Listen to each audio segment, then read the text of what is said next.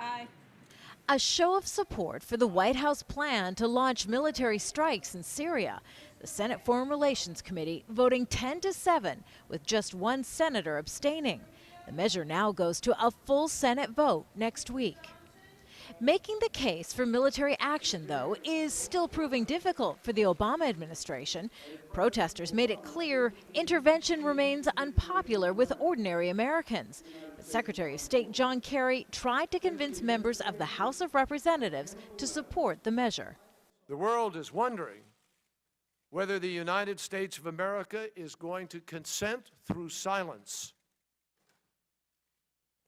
to stand aside while this kind of brutality is allowed to happen without consequence. The panel is filled with some of the U.S. Congress's most vocal opponents of military action in Syria. Both Democrats and Republicans challenge the administration's assertion that it is in U.S. national security interest to launch a military strike. They worry it will draw the U.S. into Syria's civil war.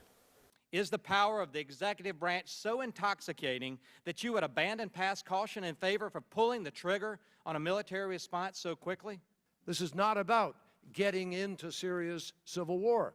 This is about enforcing the principle that people shouldn't be allowed to gas their citizens with impunity.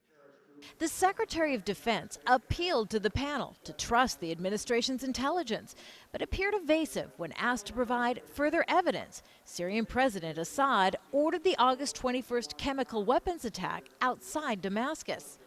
Can you please release the original transcripts so that the American people can make their own judgment about that important issue?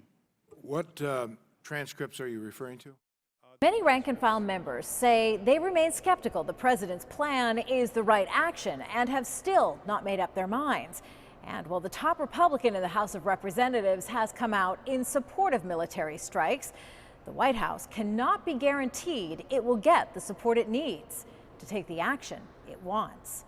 Kimberley, Halkett, Al Jazeera, Capitol Hill.